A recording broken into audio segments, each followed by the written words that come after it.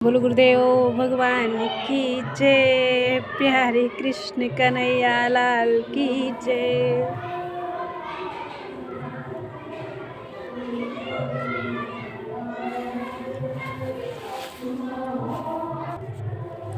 शंका समाधान। आज का हमारा विषय है श्री कृष्ण परिचय।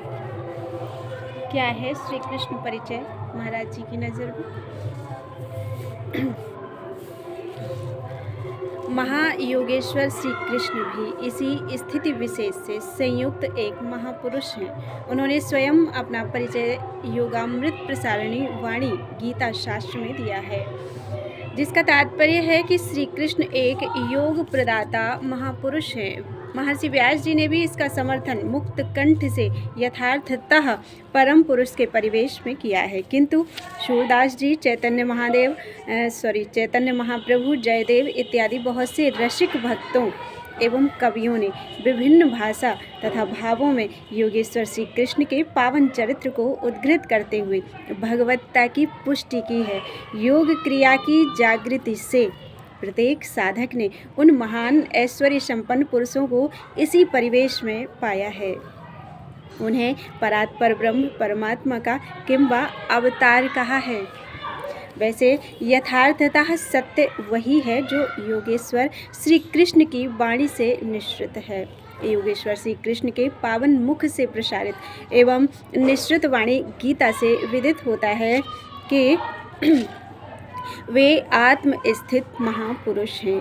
भक्त अर्जुन का कल्याण संपादन करते हुए उन्होंने अपनी शाश्वत वाणी से अनेक भ्रांतियों का निवारण किया, जैसे सनातन, शाश्वत, अजर, अमर आत्मा तथा परमात्मा का भेद और स्थिति, वर्ण व्यवस्था तथा वर्ण संकर का स्वरूप, कर्म तथा अकर्म, ज्ञान मार्ग तथा योग मार्ग के कर्म का विश्लेषण, मानव के दो रूप, यज्ञ तथा कर्म की अभिन्न प्रणाली इत्यादि।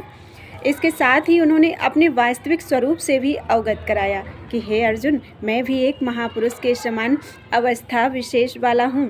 परमात्मा तत्वमयी स्थिति वाले महापुरुष की विशेषताओं जैसे आत्मा में ही तृप्त, अभिन्न तथा परिपूर्ण पावनता, इससे तुलना करते हुए स्पष्ट शैली में बताया गया कि मैं एक महापुरुष हूँ, जैसा कि गीता के अध्याय 3 में श्लोक 16 से 23 तक क्रियात्मक तथा बोधगम्य शैली में हृदयंगम करें। दृष्टव्य है, जो पुरुष मेरे द्वारा निर्धारित किए हुए यज्ञ कर्म को नहीं करता, वह पापायु पुरुष व्यर्थ ही जीता है, किंतु जो पुरुष आत्मा से परिपूर्ण, संतुष्ट तथा तृप्त है और आत्मरत है, उसके लिए कभी कर्मों की आवश्यकता नहीं है।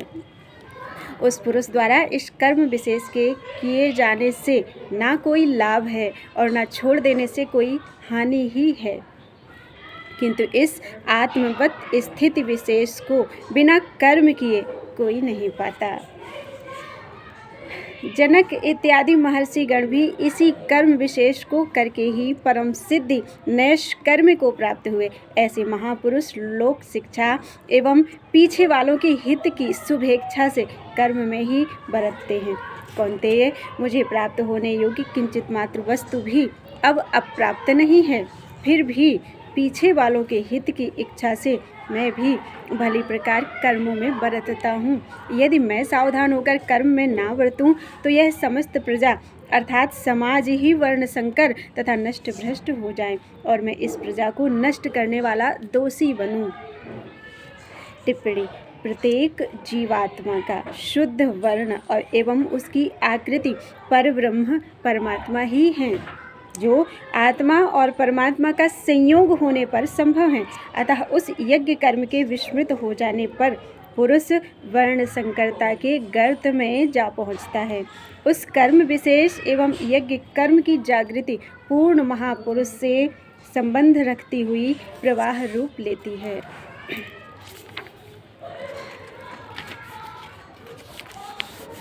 वस्तुतः मानव मस्तिष्क एक नियम विशेष से आबद्ध है। सम्मानित महापुरुष जो आचरण कार्य रूप से प्रमाणित कर जाता है, उसी का वह अनुसरण करता है। इसलिए महापुरुषों को चाहिए कि स्वयं के लिए किंचित मात्र आवश्यकता न होने पर भी पीछे वालों के मार्गदर्शन के लिए भली भांति यज्ञ कर्म करें और उनसे कराएं। उन अज्ञानियों की क्रिया में भ्रम उत्पन्न न करें। स्पष्ट है कि श्री कृष्ण ने आत्म स्थित महापुरुषों से तुलना करते हुए अपना परिचय दिया कि मैं एक महापुरुष हूँ। वे कहते हैं कि मेरे लिए कोई कर्म लागू नहीं है। इसी प्रकार स्वरूप में स्थित आत्मा में ही संतुष्ट पुरुष के लिए भी कर्म आवश्यक नहीं है, लेकिन मैं भी पीछे वालों के हित की इच्छा से कर्म में भली प्रकार बरतता हूँ, और वे महापुरुष भी पीछे वालों के कल्याणार्थ कर्म करते एवं पीछे वालों की हित की इच्छा से ही आराधना में बरतते हैं। कर्म का अर्थ आराधना है। अध्याय 9 में 11 से 15वें श्लोक तक तथा अध्याय 7 में ब्रह्म विद्या का विज्ञान सहित परिचय देते हुए स्वयं सबसे अलग स्थित होने पर भी यौगिक प्रभाव से सबके संपर्क में रहने का परिचय देते हुए कहा कि दोष दृष्टि वाले मेरे को ऐसा ना समझकर अपनी उल्टी ही कल्पना करते हैं। सर्वभूतों के महान ईश्वर मेरे ऐसे स्थित एवं अथवा परम भाव को न जानने वाले मूढ़ लोग मुझे तुच्छ कहकर पुकारते हैं। मनुष्य शरीर का आधार वाला होने से मुझ महान आत्मा को साधारण मनुष्य मानते हैं। ऐसा कहने वाले वृथा आशा, वृथा कर्म और वृथा ज्ञान वाले तथा भ्रमित चित्त वाले पुरुष मोहित करने वाली आसुरी तथा राक्षसी वृत्ति धारण किए रहते हैं। परंतु हे अर्जुन, दैविक प्रकृति और यथार्थ दृष्टि वाले जो महात्मा जन हैं, वे सनातन अविनाशी समझकर अनन्य भाव से मुझे भजते हैं। देखिए, यहाँ पर स्वयं भगवान ने मनुष्य शरीर के अंदर रहने वाली अपनी मानसिक गति को महान ईशत्व में तथा परमत्व में स्थित बताते हुए स्पष्ट कर दिया कि मैं एक योगी हूँ। योगी भी शरीर के ही आश्रित स्थित रहता है और मैं भी शरीर के ही आधार पर हूँ। गीता की समाप्ति पर एकाग्रचित्त संजय ने भगवत तत्व को अक्षरशः समझा और उसी के प्रभाव से अपने आप को कृतार्थ तथा परलोकवासी भी बनाया। उन्हीं संजय ने भगवान कृष्ण का पूरा परिचय योगेश्वर श्री कृष्ण एवं योगेश्वरी से अलंकृत करते हुए दिया। जो स्वयं योगी हो और योग प्रदान करने की जिनमें क्षमता हो, उन्हें योगेश्वर कहते हैं। महाभारत की समाप्ति पर पुनः गीता के विषय में चर्चा चलने पर योगेश्वर श्री कृष्ण ने कहा कि हम तो भूल गए।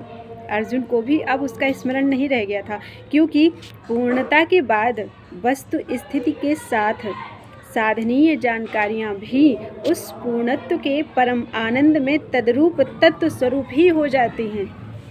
लेकिन अन्य के लिए विधान है, संजय नहीं भूला था, अन्य को नहीं भूलना चाहिए। उसने साफ साफ भगवान का परिचय देते हुए कहा, यत्र योगेश्वरः कृष्णो यत्र पार्थो धनुर्धरः तत्र श्रीर्विजयो भूतिर् ध्रुवा नीतिर्मतिर्मम। योगेश्वर अर्थात योग के ईश्वर, जिन्हें योग पर स्वामित्व प्राप्त हो, यही पूर्णता तथा पूर्ण योगी के लक्षण हैं। इसलिए भगवान ने कहा कि महात्माओं की शरण में जाओ, उन्हें भली भांति दंडवत प्रणाम करो, उन्हीं के नियम का अनुकरण करो, जिससे वे प्रसन्न हो जाएं। उनके पीछे अपने आप को हवन कर दो। वे तत्व को जानने वाले तेरे को उसी तत्व का उपदेश करेंगे और तुमको अपने तत्व की ओर खींचेंगे। अनुरागी ही अर्जुन है और वे महापुरुष जानते हैं कि आज यह अनुरागी तो मेरी शरण में है, लेकिन 200 साल बाद यानी भविष्य में जो अनुरागी होंगे वे किसकी शरण लेंगे।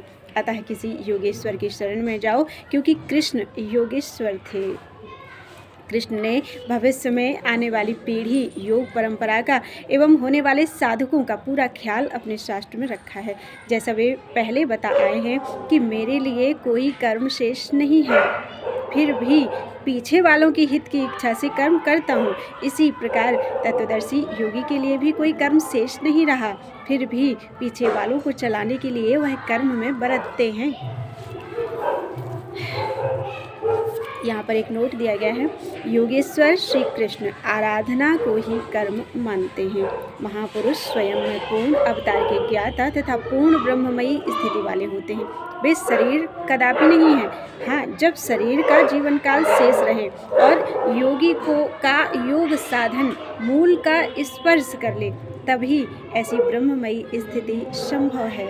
ऐसा पुरुष परमात्ममयता में सदा समाहित, सदैव परम का दिग्दर्शन कर परम भाव में स्थित परमात्मा का ही स्वरूप है। किंतु इस शाश्वत सत्ता का पावन विधान एवं विशेषता सदैव से रही है कि उस परमात्मा के परम भाव का प्राकट्य नर तन के आधार वाला है। यहाँ पर भी एक नोट है, मानवों में नर एक विशेष स्थिति विशेष है। स्त्री पुरुष कोई भी नर हो सकता है। नर शरीर में आत्मा से जागृत होकर अवतार की भूमिका में परमात्मा का प्रसारित होना ऐसे महापुरुषों से ही संभव है। इस स्थिति वाले महापुरुषों का संरक्षण ही समर्पित मानव मात्र के अंतःकरण में क्रमशः विभिन्न आश्चर्यों को प्रकट करते हुए अवतरण की मध्य स्थितियों से अवगत कराते हुए अजर अमर शाश्वत ब्रह्म के प्रत्यक्ष दिग्दर्शन के साथ ही अवतार के परम पावन स्थिति से अलंकृत करता है। यह क्रम सदैव चलता रहेगा। अतः अवतार अनंत काल तक अनंत नर तन में होते रहेंगे। यही महापुरुषों के पावन जीवन से सुबोध मिलता है। सुंदर ज्ञान, बोध मीन्स ज्ञान, सुबोध मिलता है। आत्मा से परिपूर्ण परमात्म स्वरूप महान तपोधन सद्गुरुओं से उस परमात्मा के अवतार का विधान है। महापुरुष शाश्वत स्वरूप अजर अमर स्थिति से परिपूर्ण तथा उससे भी परे बेगम अर्थात गम रहित अनिर्वचनीय रूप राशि से अलंकृत होते हुए भी भाविक भक्तों के परम बोध के लिए ही अवतार का सृजन करते हैं। मानव उनसे अलग हो जाता है तो अवतार जनित तृप्ति का स्रोत नहीं मिलता। इसलिए उन परमहंस स्वरूप महानतम पुरुषों की सतत आवश्यकता की पुष्टि हेतु महापुरुषों के अंतःस्थल में अवतार की अभिव्यक्ति हुई है। वह परमात्मा से कार्य रूप दिलाने वाले परम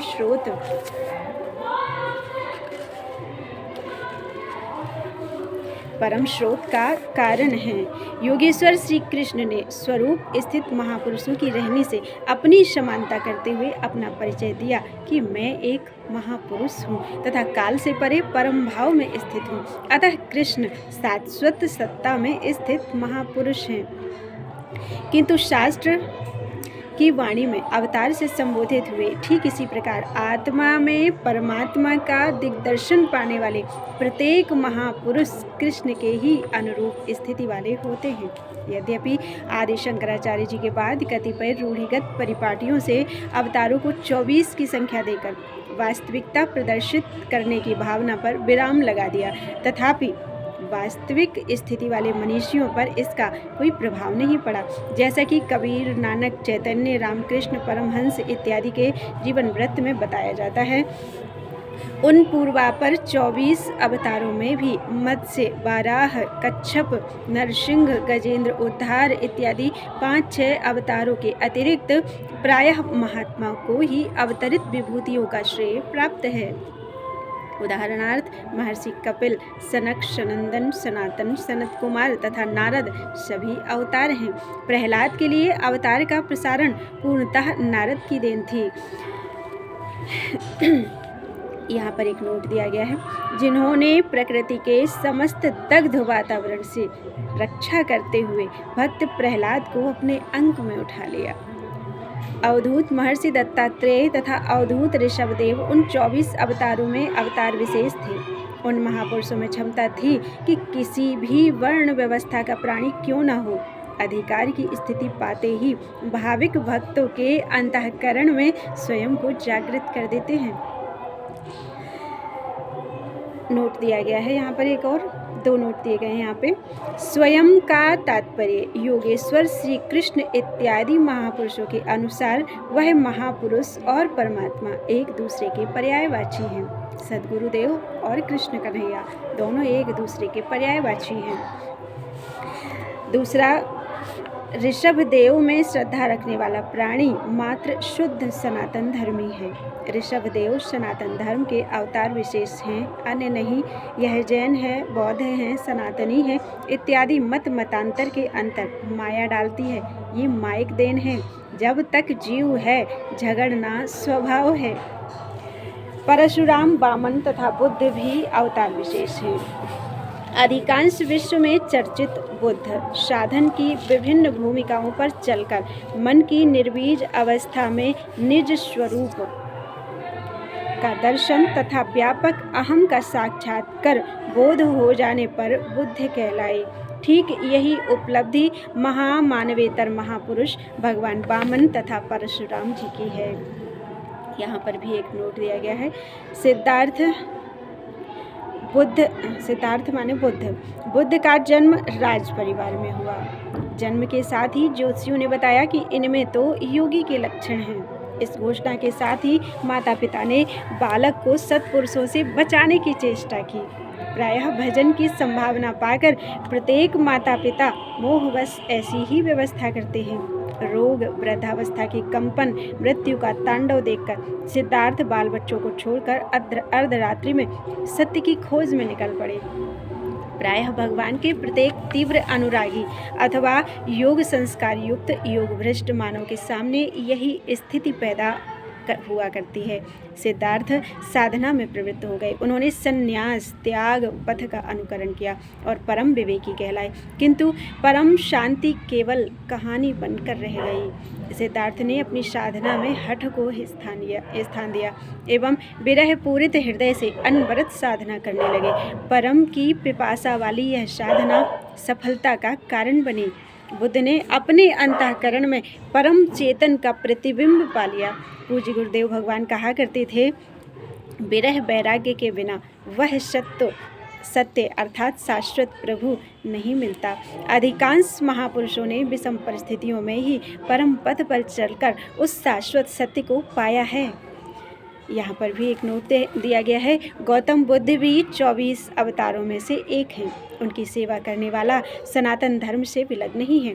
प्रत्येक सनातन धर्मी की पराकाष्ठा शाश्वत दिग्दर्शन का परिणाम है।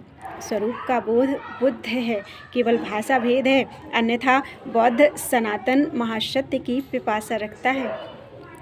प्रश्नोत्तरी में आचार्य शंकर भी लिखते हैं, बौद्धाधिको यस्तु विमुक्ति हेतु, यह शाश्वत परब्रह्म ही सर्वोपरि सत्ता विशेष है। साधना के परिणाम स्वरूप इन शुभ अशुभ से परे की स्थिति वाले अनन्यतम महापुरुष आत्म तत्व की विकलता वालों के लिए परात्पर ब्रह्म की अवतार प्रसारणी अलौकिक कला के रूप में सभी युग में प्रमाणित हुई है।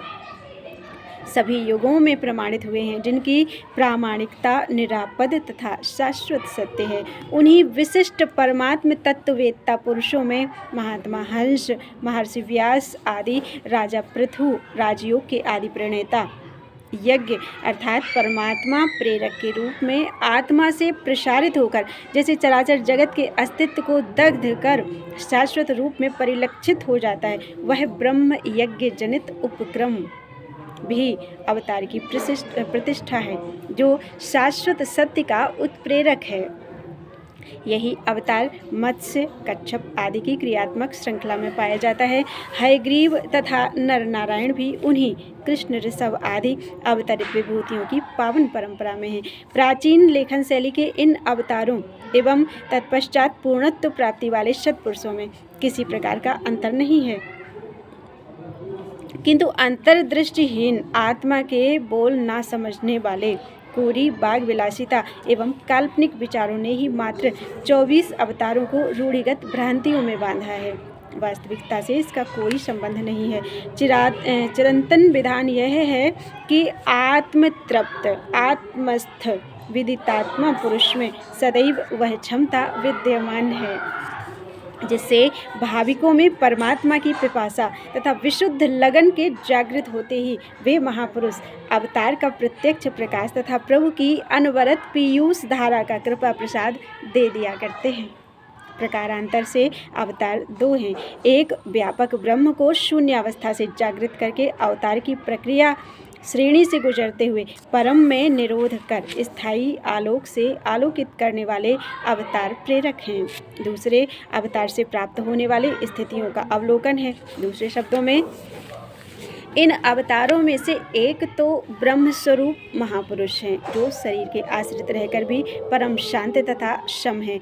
ऐसे महापुरुष जागृति प्रदान करने वाले अवतारों के प्रेरक और जन्मदाता हैं। दूसरे प्रकार के अवतार वे हैं जो कथा प्रसंग के रूप में गाए जाते हैं, जिनका वैयक्तिक स्वरूप नहीं है, यथा मत्स्य, बाराह, कच्छप, यज्ञ, गजेंद्र, उद्धारक, हरि एवं नरसिंह इत्यादि।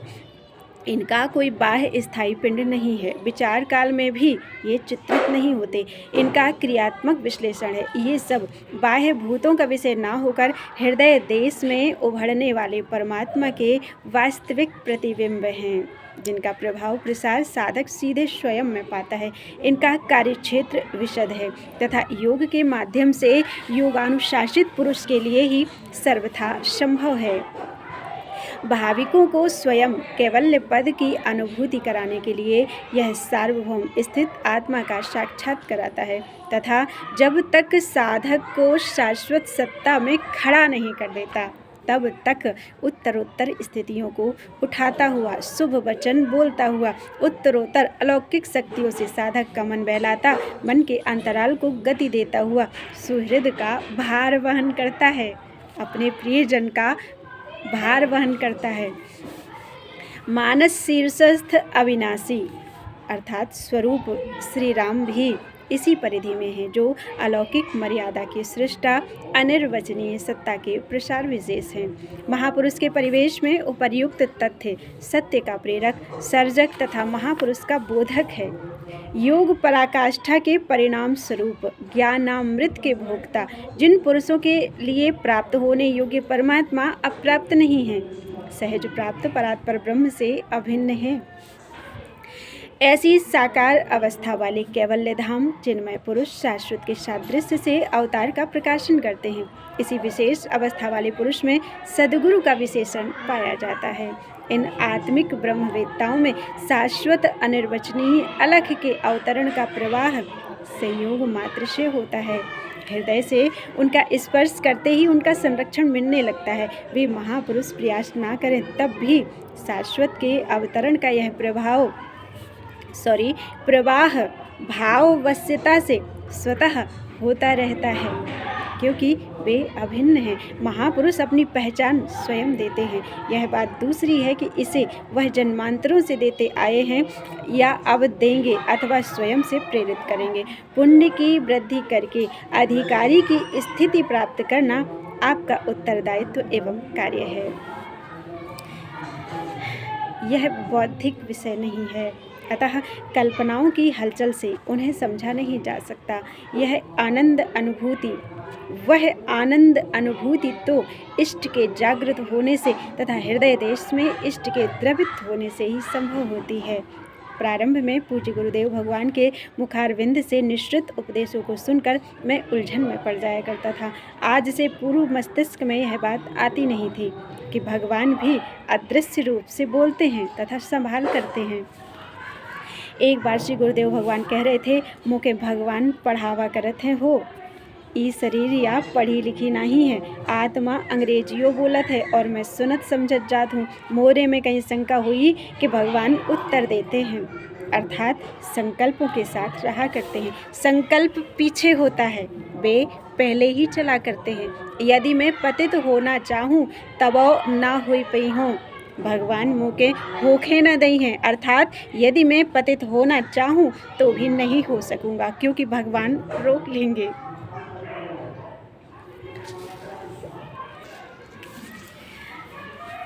इस पर मैंने निवेदन के स्वर में पूछा कि प्रभु क्या भगवान भी बोलते हैं? तो बोले हाँ हो, तो से बोली हैं, काहे घबरात हो, दिन टरत हैं। इसके पश्चात गुरुदेव भगवान ने बताया कि भगवान भक्त का संचालन जब तक नहीं करने लगते तब तक भगवत पथ का आरंभ ही नहीं होता।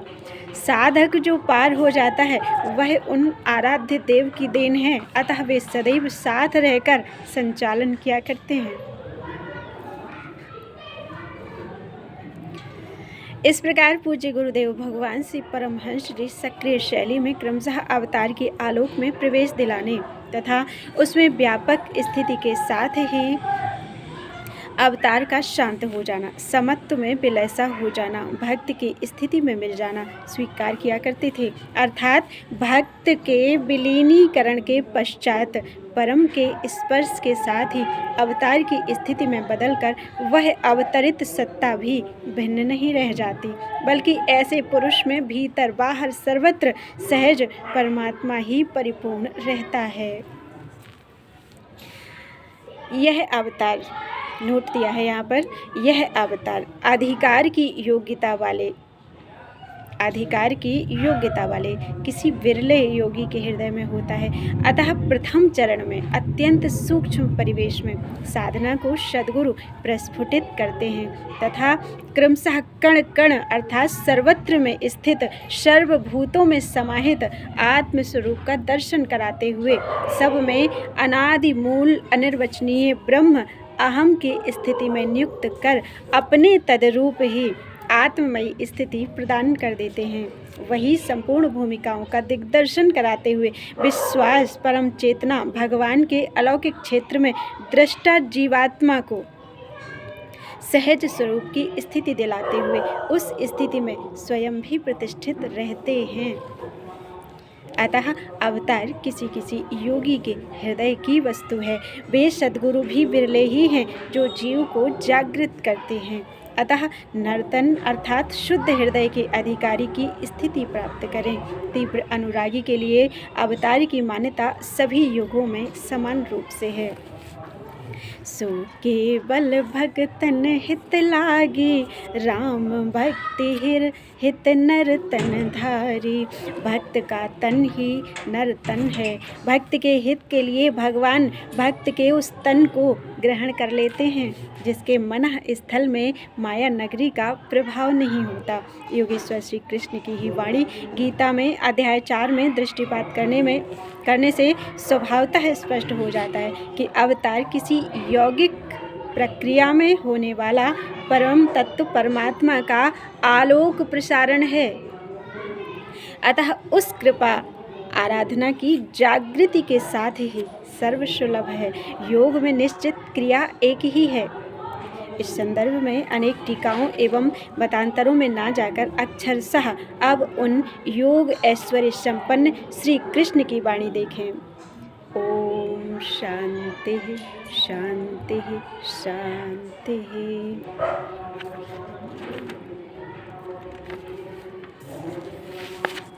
श्री कृष्ण के शब्दों में अवतार, श्री कृष्ण के शब्दों में अवतार किसे कहते हैं समझाया गया है। अर्जुन द्वारा इस प्रकार प्रश्न किए जाने पर कि अपरम भवतो जन्म परम जन्म विवस्वतः, अर्थात हे श्री कृष्ण आपका जन्म तो अब हुआ है और सूर्य का जन्म सुदूर काल में कभी हुआ था। अतः आपने कल्प के आदि में इस अविनाशी योग को सूर्य से कहा था। इस विषम काल पर कैसे विश्वास करूं? इस पर श्री कृष्ण योगेश्वर श्री कृष्ण ने अपने अवतार पर प्रकाश डालते हुए कहा कि बहूनि में व्यतीतानि जन्मानि तौ चार्जुन, अर्थात तेरे और मेरे बहुत से जन्म सुदूर पूर्व काल से होते आए हैं, किंतु हे परंतप जो किए हुए प्रण से च्युत नहीं होता उन सबको तू नहीं जानता, अर्थात अवतार तथा अवतार प्रकरण को नहीं जानता और मैं उन समस्त अवतारों को जानता हूँ। संबंध है भगवान कृष्ण के कथनानुसार उनके बहुत से जन्म या अवतार हो चुके हैं, अर्थात ठीक इसी स्थिति के अनेक महापुरुष हो चुके हैं। यहाँ अवतार के लिए बहुवचन इसी अभिप्राय से है। श्री कृष्ण के शब्दों में अवतार बहुत से हैं, अर्थात असंख्य अनंत अवतारों का विधान है। मानस के प्रति ब्रह्मांड राम अवतारा से भी सीधा प्रकाश मिलता है। अतः कतिपय पुराणों में अवतार 24 ही होंगे, ऐसी मान्यता स्वतंत्र सत्ता को भी संख्याबद्ध कर देता है। वस्तुतः किसी काल में सत्य के नाम पर कल्पना के प्रसार से असत्य पूजित हो चुका था। यह उसी भ्रामक विचार का परिणाम है। योगेश्वर श्री कृष्ण के वे अवतार अलौकिक हैं। अजोऽपि सन् व्यायात्मा भूतानामीश्वरोऽपि सन् प्रकृतिस्वम् अधिष्ठाय संभवाम्यात्ममायया। गीता के अध्याय 4 श्लोक 6 में कहा गया है, अर्थात मैं अव्यय आत्मा अर्थात अविनाशी पुरुष, अविनाशी स्वरूप, अजन्मा होने पर भी तथा सब प्राणियों का ईश्वर एवं मूल प्राणों में प्रवाहित होने पर भी आत्ममयी स्थिति दिलाने वाली यौगिक प्रक्रिया द्वारा अपनी त्रिगुणमयी प्रकृति के कार्यों को स्वाधीन करके प्रकट होता हूँ। आत्म माया आत्मा का साक्षात कराने वाली संतत गोपनीय ब्रह्म विद्या का नाम है। यह आत्मा में पूर्ण प्रवेश दिलाने में सक्षम है। आत्मा की ओर ले चलने वाली आत्म माया का दूसरा नाम ही योग माया है। इसमें नोट दिया गया है, गीता के 7वें अध्याय 25वें श्लोक में श्री कृष्ण बताते हैं कि मैं अपनी योग माया से छिपा हुआ होने से सबको प्रत्यक्ष नहीं होता। अतः आसुरी संपत्ति वाले अज्ञानी मुझ अविनाशी को ना जानकर तुच्छ तथा साधारण मनुष्य मानते हैं। जब तक योग पराकाष्ठा पर नहीं पहुंच जाता तब तक भगवान पूर्ण रूपेण विदित नहीं होते। पहले माया का पर्दा था, अब योग का भी एक आवरण है जिसने उस शाश्वत स्वरूप को ढांक रखा है। अतः इस गोपनीय आत्ममयी प्रक्रिया विशेष के द्वारा प्रकृति का पूर्ण नियंत्रण काल आ जाने पर उन चिरंतन के दर्शन का विधान है। पूर्णता एवं पराकाष्ठा की स्थिति के लिए ही यह विधान है। संबंध आत्मिक प्रक्रिया की पूर्ति काल में महापुरुष पूर्व रूपेण प्रकट होते हुए भक्त की आत्मा में प्रवाहित होकर शाश्वत स्वरूप प्रदान कर देते हैं। इस प्रकार अवतार के सृजन का माध्यम महापुरुष हैं। किंतु कौन से कारण विशेष हैं जिनसे वह प्रभु अवतरित होते हैं? इस पर योगेश्वर श्री कृष्ण कहते हैं, यदा यदा हि धर्मस्य ग्लानिर्भवति भारत अभ्युत्थानमधर्मस्य तदात्मानं सृजाम्यहम्। गीता के अध्याय 4 में श्लोक 7वें में कहा गया है, अर्थात हे अर्जुन, जब जब धर्म अर्थात परमात्मा को लेकर ग्लानि होती है, हृदय भयंकर ग्लानि से अभिभूत हो जाता है। जैसे कि मानस में महाराज मनु को होता है, हृदय बहुत दुख लाग, और अधर्म अर्थात काम क्रोध तृष्णा इत्यादि की साधक के हृदय में वृद्धि होने लगती है। साधक प्रयत्न करने पर भी उन विकारों का पार नहीं पाता। परमात्म धर्म के लिए ग्लानि का बहुमत हो जाता है। प्राप्ति के लिए अंतःकरण ग्लानि से पूर्ण एवं अधीर हो जाता है। तभी मैं अपने स्वरूप को रचने लगता हूँ। अर्थात हमारे कृष्ण के शब्दों में जब हमें ज्ञान हो जाता है कि हम संसार में किस लिए आए हैं, भगवान के लिए, और हम उन्हें ही समय नहीं दे रहे, यानी कि अपने आप को ही समय नहीं दे रहे हैं, बाकी सभी को दे रहे हैं, तभी भगवान का अवतार होने लगता है। भगवान हमारे अंदर उतरने लगते हैं। यहाँ पर एक नोट दिया गया है, यह यौगिक हृदय की वस्तु है। संबंध उपरोक्त सूत्र में इंगित अधर्म की ग्रंथियों का पार न पाने पर एवं धर्म अर्थात परमात्मा के लिए अधीर हो जाने पर अंतरंग पुकार के साथ ही आपके प्रकट होने का विधान है। यह अव्यक्त के अवतरण का कारण विशेष है, किंतु वह अवतार किस कार्य की पूर्ति के लिए है? यहाँ पर योगेश्वर श्री कृष्ण की वाणी में देखें, परित्राणाय साधूनां विनाशाय च दुष्कृतां धर्म संस्थापनार्थाय संभवामि युगे युगे। साध्य पदार्थ उस विभूति को संभव करने वाले विवेक वैराग्य इंद्रियों का दमन सम दम ध्यान चिंतन एवं भजन की प्रवृत्ति साधु नाम कहलाती है। इनके पालन में श्रम तो बहुत करना पड़ता है, लेकिन सफलता मिलती नहीं है। अविद्याजनित जघन्य विकारों से दूषित कर्म दुष्कृताम कहलाता है। नोट, यहाँ पर एक नोट दिया है, काम, क्रोध, लोभ, मोह, मद, मत्सर इत्यादि मानव को बाह्य प्रवृत्ति प्रदान करते हैं।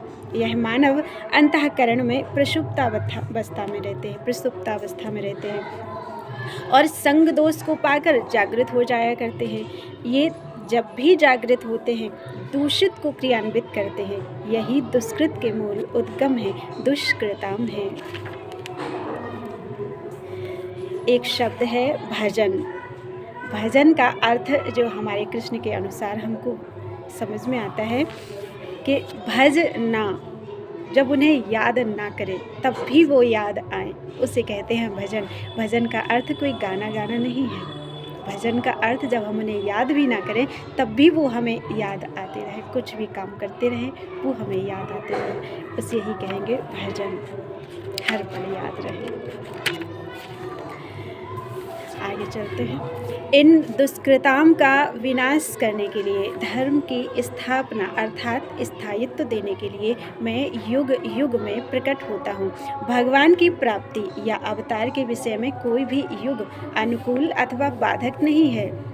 संबंध जैसा कि उपर्युक्त श्लोकों में योगेश्वर श्री कृष्ण ने पुष्ट किया कि उनका अवतार धर्म संस्थापनार्थाय अर्थात धर्म की स्थापना करने के लिए होता है।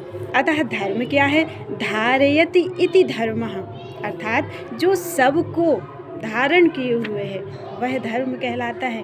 सबको धारण करने वाला वह ब्रह्म सनातन है। यान्ति ब्रह्म सनातनम, गीता के अध्याय 4 श्लोक 31 में। अतः धर्म कहलाने वाला वह एकमात्र सनातन धर्म है। फिर सनातन क्या है? योगेश्वर श्री कृष्ण कहते हैं अछेद्यो अयम अदाह्यो अयम अक्लेद्यो अशोष्य एव चा नित्य सर्वगतः स्थाणुः अचलोऽयं सनातनः। गीता के अध्याय 2 में 24वें श्लोक में कहा गया है यह आत्मा ही अपरिवर्तनशील नित्य स्वरूप, न सूखने न जलने न गलने न छेदे जाने वाला, नित्य सर्वव्यापक अचल और सनातन है। इस स्थान पर श्री कृष्ण के शब्दों में एकमात्र आत्मा ही शाश्वत तथा सनातन है।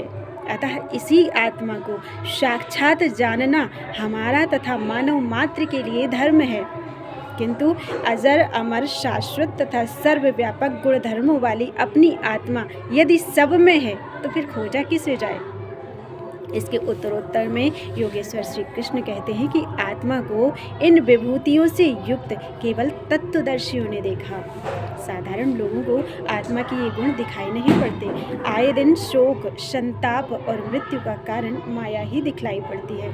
श्री कृष्ण कहते हैं जन्म कर्म च मे दिव्यम एवं यो वेत्ति तत्वतः त्यक्त्वा देहं पुनर्जन्म नैति मामेति सोऽर्जुन। अर्थात मेरा वह जन्म कर्म दिव्य एवं अलौकिक है। उपरोक्त अलौकिक विभूतियों से युक्त जो मुझे जानता है वह तत्वदर्शी है। अर्थात तत्वदर्शी के लिए जानकारी का विधान है। मेरी जानकारी के पश्चात शरीर का परित्याग करने वाला पुनर्जन्म में नहीं गिरता, मुझ में ही स्थित रहता है। यहाँ पर एक नोट दिया गया है, अवतार तो होता है लेकिन लाखों मनुष्यों में से कतिपय तत्वदर्शी पुरुषों ने उसे देखा है। केवल तत्वदर्शी के लिए अवतार दर्शन के आदर्श की मान्यता है। वैसे तो उस तत्व का स्पंदन संपूर्ण जगत के मानव मात्र में समान ही है तथा अविभाजित रूप एवं प्रसुप्तावस्था में अनवरत लहराता है। फिर भी किसी तत्व स्थित महापुरुष से उसकी जागृति तथा अवतरण का शाश्वत विधान है। अर्थात बिनु गुरु ज्ञान विवेक न हुई, बिना गुरु के विवेक नहीं होता, बिना सद्गुरु भगवान की कृपा के विवेक जागृत नहीं होता। विवेक तो सब में है मगर वो जागृत नहीं होता। अब उन लोगों में से वे लोग सर्वथा भ्रांति में हैं जिनकी धारणा है कि इस बार कुंवारी कन्या से अथवा अमुक प्रकार से अवतार होगा। इस तरह की अनेक मान्यताएं प्रचलित हैं और होती रहेंगी, किंतु सनातन धर्म एवं उसके प्रकटीकरण का विधान विशेष पूर्व काल से जिन महानतम पुरुष अर्थात स्वरूपस्थ महापुरुषों की देन है। उसमें इन भ्रांति मूलक विचारों का कोई स्थान नहीं है।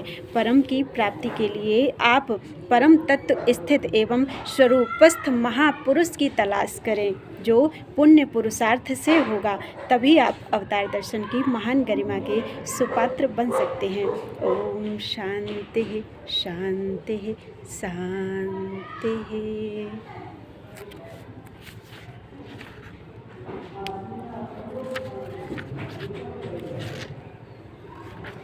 उपसंहार।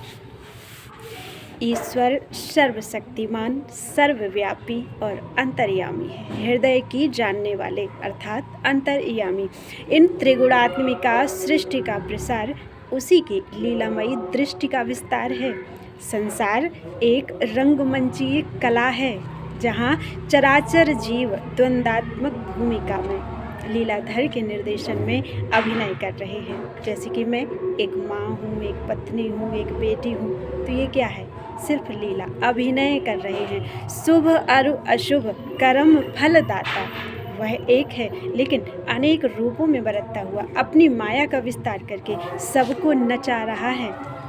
सब विकल हैं, सुख दुख, लाभ हानि, जय पराजय और जीवन मृत्यु की चपेट से इस भव सिंधु की लहरें इतनी विकराल हैं कि उनके आघातों से जीवात्माएं छटपटा रही हैं, ढूंढती हैं किनारा। अंधकार में कहाँ मिले? यही अथाह सागर मंथन की यौगिक प्रक्रिया साधक के मानसिक धरातल पर घटित होती है। जब मन और इंद्रियों को समेटकर कोई पथिक पूर्णतः सद्गुरु के अधीन हो जाता है, तो संयमित मन और इंद्रियों के परिणाम स्वरूप उसके अंतःकरण में ही कच्छप का अवतार हो जाता है। मंथन चलता है, नीचे कच्छप भगवान थामे रहते हैं। क्रमागत साधनात्मक उपलब्धियों की विशिष्टियों में प्रवेश करता हुआ प्रगतिशील साधक अर्थात मंथन करता रहता है। तो प्रगतिशील साधक भव सिंधु मंथन के अंतराल में उस अमृत तत्व को, अर्थात जैसे आप दधी मथते हैं तो मक्खन ऊपर आ जाता है, उसी प्रकार उस अमृत तत्व को प्रत्यक्ष पा लेता है, जिसकी अनुभूति तत्क्षण शाश्वत सत्ता में लीन कर उसे सदा सदा के लिए आवागमन से मुक्त कर देती है। लीलाधर की लीला सिमट जाती है और स्वरूप निखर कर सामने आ जाता है। साधक के रोम रोम से ध्वनि उठने लगती है, हम न मरब मरी है संसारा, हम का मिलियो जियावन हारा। अब हम जीवन मुक्त हैं, हम मरते ही नहीं हैं। जब मरते ही नहीं हैं तो शोक क्यों करेंगे?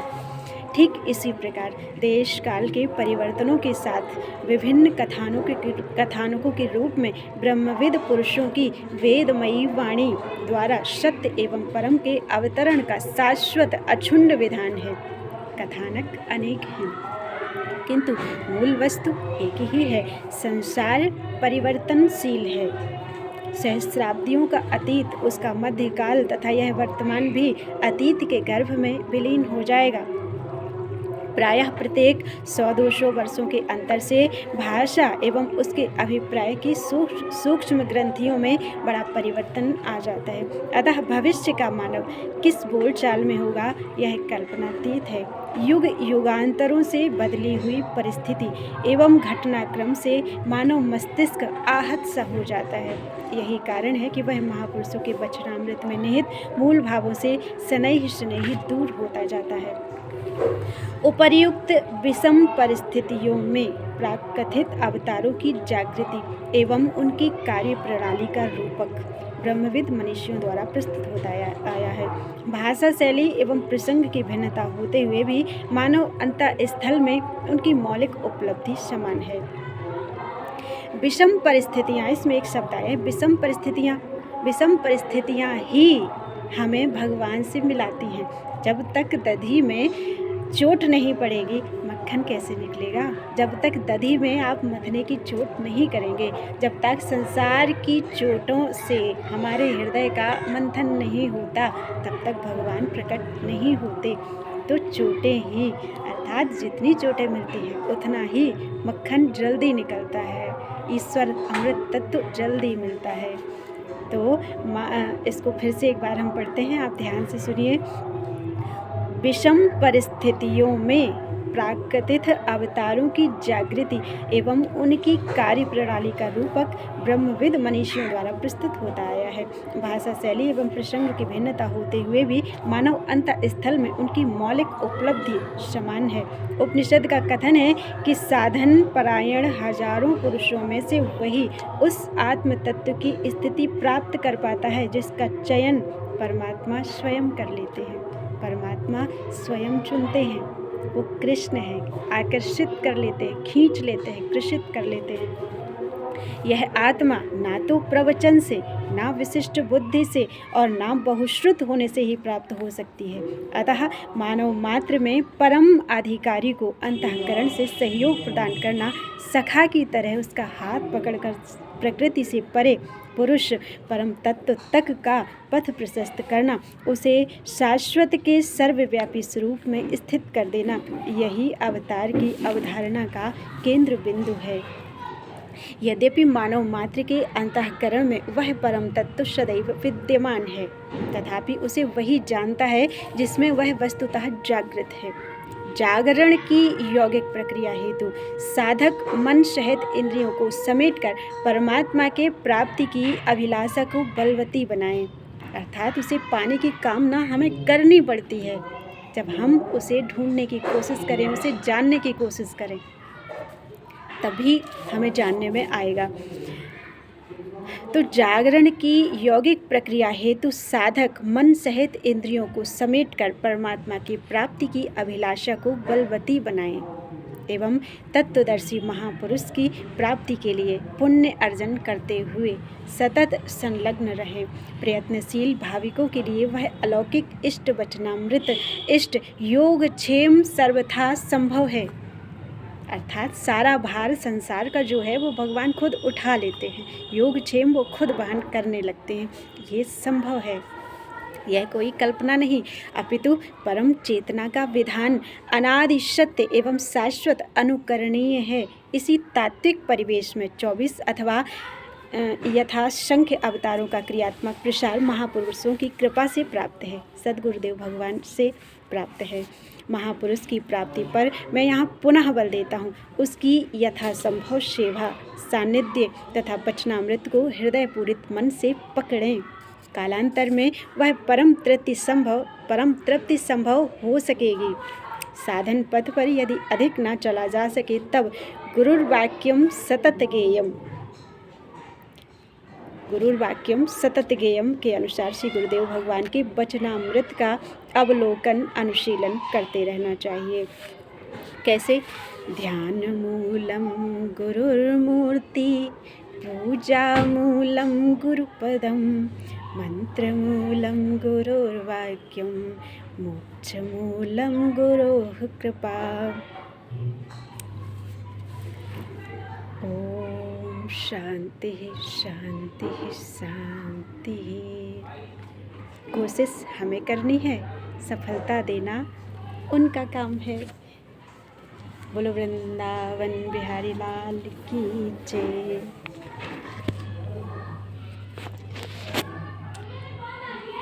कोशिश करते रहिए, सफलता अवश्य मिलेगी। राधे राधे कृष्ण।